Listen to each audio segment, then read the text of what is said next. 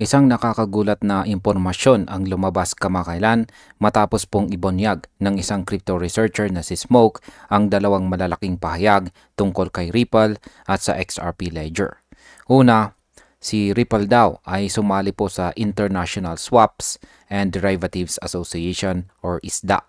At pangalawa, ay ang divisibility ng XRP Ledger ay umaabot po sa 100 quadrillion drops. Isa pong disenyo na tila nakatuon sa malalaking market gaya po ng derivatives market na may halaga na trilyon-trilyon. Kaya yan po ang siyang ating pag-uusapan sa video na ito, pero bago po tayo magpatuloy ay pakibasa na lamang po muna ang disclaimer dito po sa ibaba ng ating screen. At ayan, ano nga ba ang ibig sabihin ng 100 quadrillion drops ni XRP? Sabi po rito ay a recent post from crypto researcher Smoke highlighted two claims that Ripple has joined the International Swaps and Derivatives Association or ISDA and that the XRP's ledger's divisibility results in 100 quadrillion drops, implying the signed intent for participation in markets of quadrillion dollar scale. Ayan, ang XRP Ledger daw ay may kabuuang 100 billion XRP na coins. Ngunit, bawat XRP ay nahahati pa sa 1 million drops. Kaya kung pagsasamahin, umaabot po ito sa 100 quadrillion drops. Ang disenyo raw na ito ay hindi po aksidente.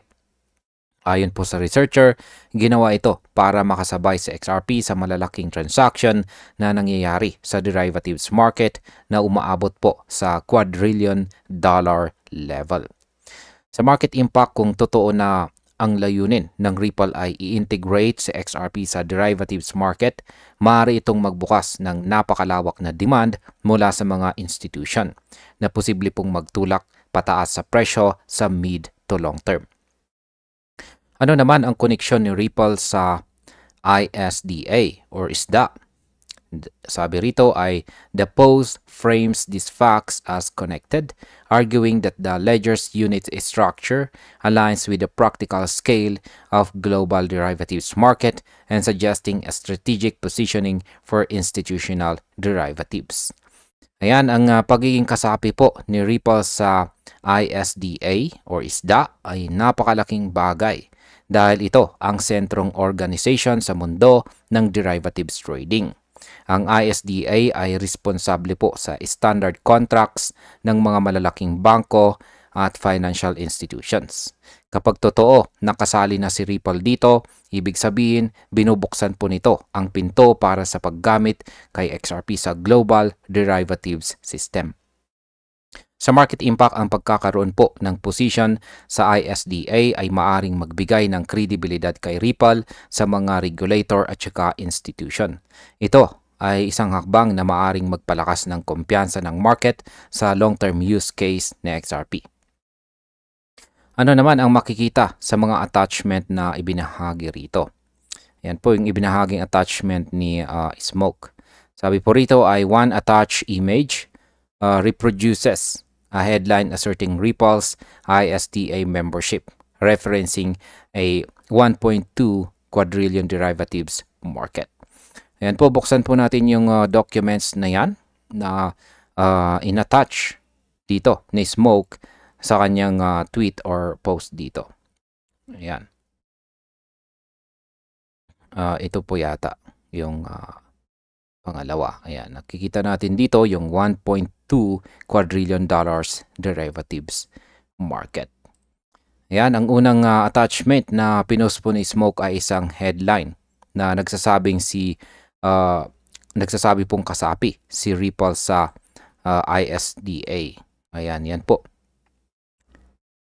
Ayan. At dito po ay binanggit ang laki ng derivatives market na umaabot po sa 1.2 quadrillion dollars. Isa pong halagang halos hindi po masukat kung gaano po kalaki. Ayan. Yan po pala. Yan. Yung second attachment, yan, is an excerpt describing XRP as a finite supply token with 100 billion units created at Genesis and subunits or drops down to 6 decimal places, producing a total of 100 quadrillion drops. Yan, ito po yung second na attachment. Yan, ito po naman po ay naglalarawan kay XRP bilang may limitadong supply na 100 billion tokens lamang.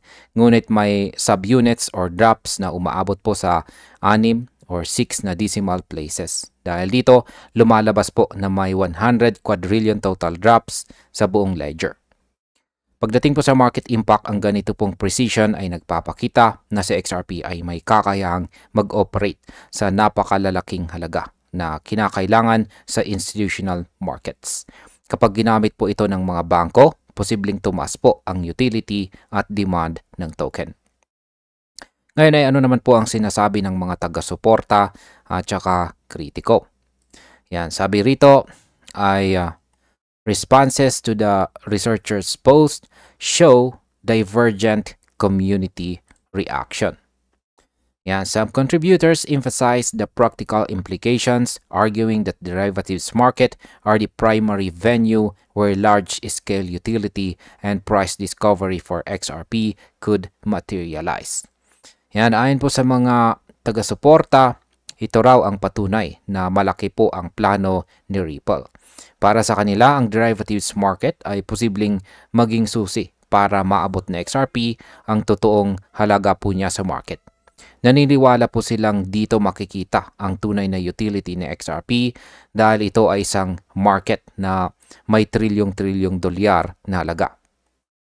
Sa market impact, kapag napatunayan po ito, maaaring maging turning point ito para kay XRP dahil ang pagpasok po sa derivatives market ay magbibigay ng bagong demand layer mula sa mga institutional traders. At ayan, sabi nga dito ay others stress that design characteristics alone do not guarantee adoption, urging that tangible use and integrations must follow declarations and memberships before market impact can be realized. Yan, ayon po sa ilang kritiko, hindi po sapat ang disenyo at mga membership lamang. Kailangan daw may aktual na paggamit or integration kay XRP sa mga financial platforms bago po ito magkaroon ng epekto sa presyo. Ang magandang araw ay kung may mga kumpanya or bangko na gagamit kay XRP sa derivative settlement sa totoong operasyon. Kaya ang market impact po nito ay kung mananatiling teorya lamang ang mga balitang ito, maaaring hindi po agad magbago ang presyo ni XRP sa short term kahit pa maganda ang mga development. Ngayon ay bakit po ba napakahalaga ng ISDA membership kung totoo ito?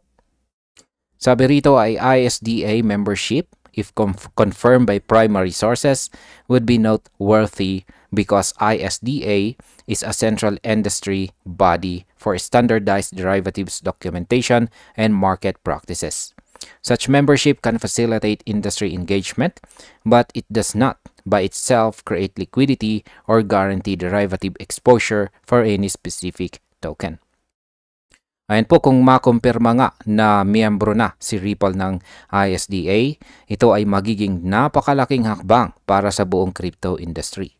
Pero mahalaga pong tandaan natin, hindi ibig sabihin nito na agad-agad magkakaroon ng liquidity or trading exposure sa XRP sa derivatives market.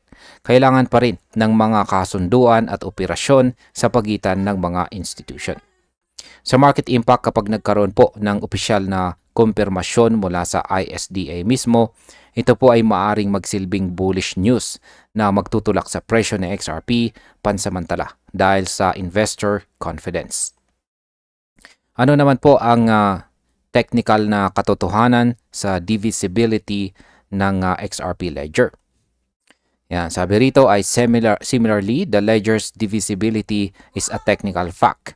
A high number of subunits facilitates fine-grained accounting for large notional amounts but does not equate to immediate demand from derivatives desk or institutional counterparties.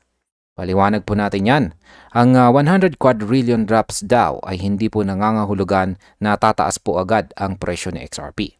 Ito po ay isang technical na disenyo or design lang para maging madali ang accounting at transaction sa napakalalaking halaga. Ngunit kahit maganda po ang structure, kailangan pa rin ng aktual na adoption mula sa mga derivatives traders at institution para magdala ng tunay na demand. Sa market impact, ang technical divisibility ay nagbibigay lang ng kakayahan, hindi po demand. Ang aktual na paggamit ng mga kumpanya ang magdidetermina kung tataas talaga ang presyo ni XRP. At bilang panghuling katanungan ay ano naman ang kailangan ni Ripple para makapasok sa derivatives market? Sabi po rito tungkol dyan ay the potential pathway to derivatives participation requires at least 3 elements: verified institutional access arrangements, exchange and clearing infrastructure that supports XRP-denominated instruments, and demonstrated counterparty willingness to assume exposure. Ano nga bang ibig sabihin yan? Ayon po sa mga eksperto, may 3 bagay na kailangan ni Ripple bago makapasok sa derivatives market. Una, dapat may malinaw na institutional access para kay XRP. Pangalawa, kailangan ng exchange at clearing infrastructure na kayang mag-handle ng XRP-denominated instruments. At pangatlo, dapat may mga counterparties o bangko na handang tanggapin ang exposure na ito.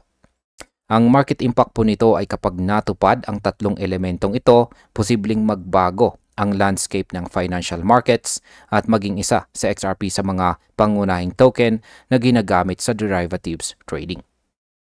At bilang panghuli ay ang aking opinyon naman tungkol dito ay malinaw na pinaplano ni Ripple na gawing pang-institution ang paggamit kay XRP. Ang 100 quadrillion drops ay isa pong technical na disenyo para maging handa sa napakalalaking transaction. Habang ang posibleng ISDA membership naman ay simbolo ng kanilang ambisyon na makapasok sa global derivatives system.